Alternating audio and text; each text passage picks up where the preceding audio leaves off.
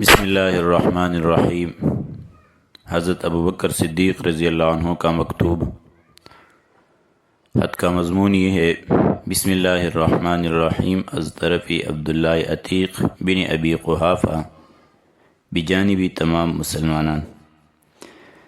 السلام علیکم۔ حمد و صلات کے بعد واضح ہو کہ میں نے شام پر لشکر کشی کا ارادہ کر دیا ہے تاکہ اس کو کفاروں اور نائنجاروں کے قبضہ سے علیحدہ کر دیا جائے۔ تم میں سے جو شخص جہاد کا ارادہ کریں اسے چاہیے کہ وہ بہت جلد خدا تعالیٰ کی اطاعت کے لیے تیار ہو جائے۔ اس کے بعد آپ نے یہ آیت شریف تحریر فرمائی: انفروا خفافا وثقالا وجاہدوا باموالکم وانفسکم فی سبیل اللہ۔ تم ہلکے باری یعنی تھوڑا سامان ہو یا زیادہ کیسے ہی ہو، جہاد میں برابر جایا کرو اور اپنے مال اور جانوں کے ساتھ خدا تعالیٰ کی راہ میں جہاد کرو۔ یہ خطوط آپ نے انس بن مالک خادم رسول اللہ صلی اللہ علیہ وسلم کے ہاتھ روانہ فرمائے اور خود جواب اور ان کے آنے کے منتظر ہوئے۔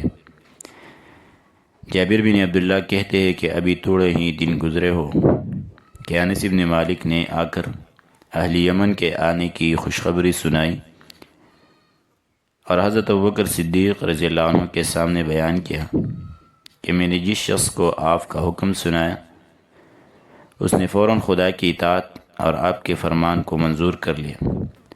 وہ لوگ مع ساز و سامان جنگ و ذرافوشی آمادہ حضور خدمت ہو چکے ہیں، یا خلیفہ رسول صلی اللہ علیہ وسلم میں ان سے پہلے آپ کی خدمت میں خوشخبری لے کر حاضر ہوا ہوں، جنہوں نے آپ کی فرمانبرداری جولیدموئی اور غبار آلودگی یعنی جہاد فی سبیل اللہ کی خاطر کے لیے منظور کی۔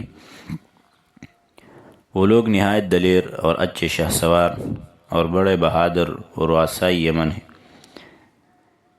ماں اہل و عیال کے روانہ ہو چکے ہیں اور عن قریب پہنچا چاہتے ہیں۔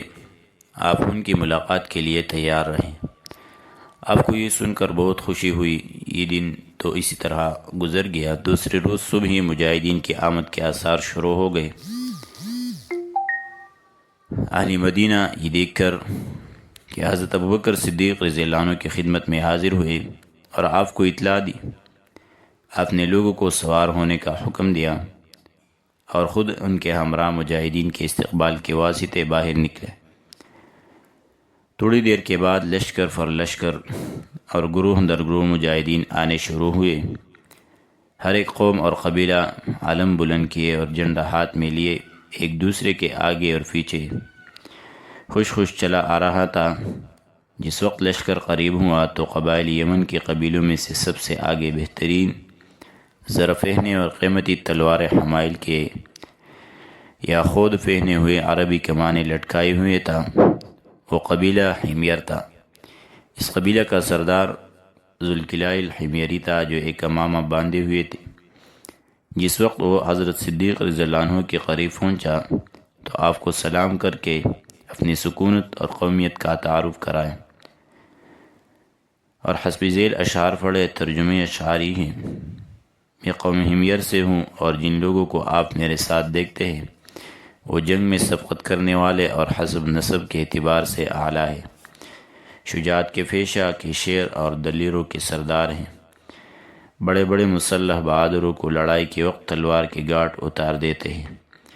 ہماری عادت اور خوئی لڑائی کی اور ہمت ہی مرنے مارنے کی ہے، اور ان سب عہدیداروں پر ذوالکلائل ان کا سردار ہے۔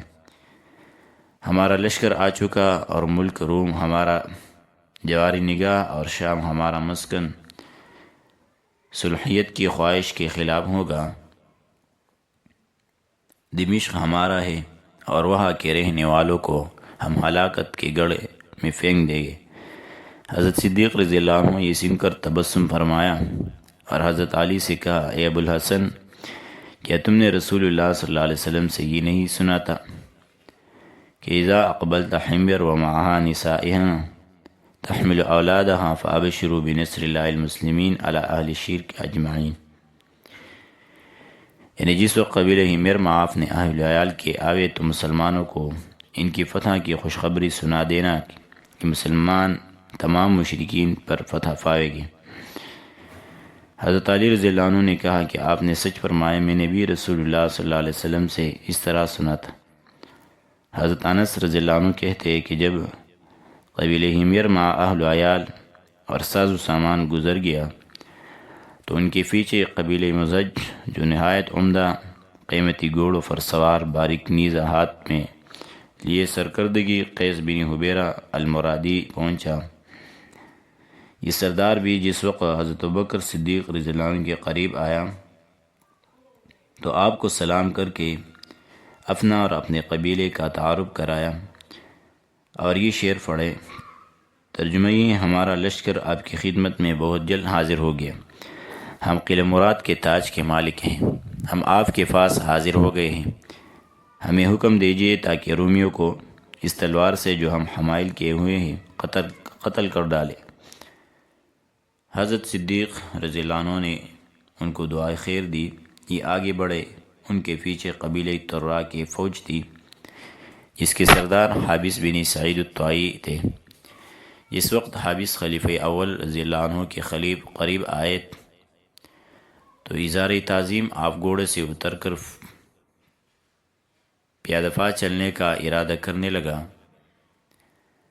مگر سردار اعظم نے قسم دے کر روک دیا۔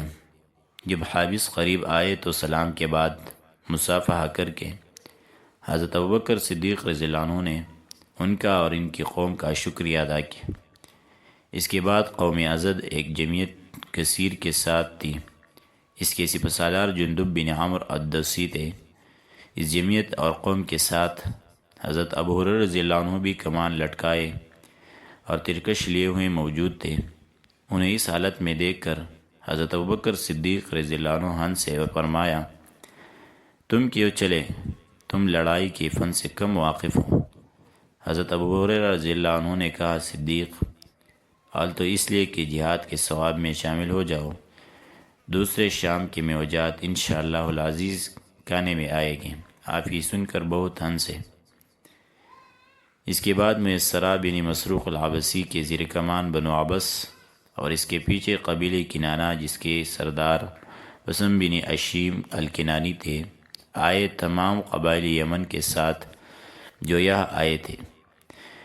ان کے اولاد، اموال اور عورتیں، گھوڑے، اونٹ وغیرہ موجود تھے۔ حضرت صدیق رضی اللہ عنہ یہ جاہ حشم دیکھ کر بے انتہا خوش ہوئے اور خدا تعالیٰ کا شکریہ ادا کیا۔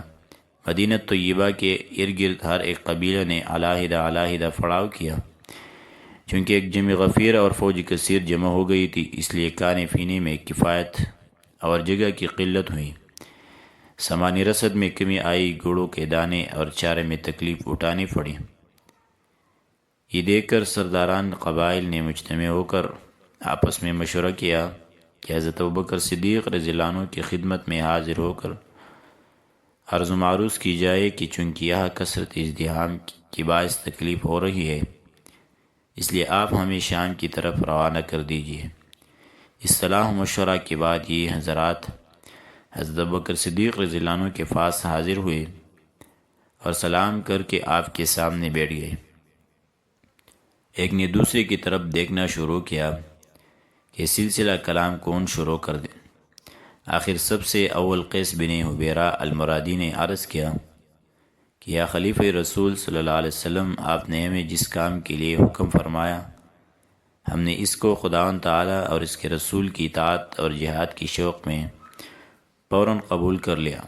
اب خدا کے فضل سے ہمارا لشکر پوری طرح تیار ہو چکا، ساز و سامان سب کر لیا گیا، نیز آپ کا شہر گھوڑوں، خچروں اور اونٹوں کے لیے تنگ اور فوج کی ضروریات کے لیے ناکافی ہونے کے باعث تکلیف دہ ہیں، جس کی وجہ سے لشکر کو تکلیف ہوتی ہے۔ اس لیے جنگ کی اجازت دی جائے، اور اگر جناب والا کی رائے کسی اور امر کی طرف راغب ہو گئی ہے اور پہلا ارادہ منسوخ فرما چکے ہوں تو ہمیں اجازت دی جائے کہ ہم اپنے وطن مألوف کی طرف لوٹ جائیں۔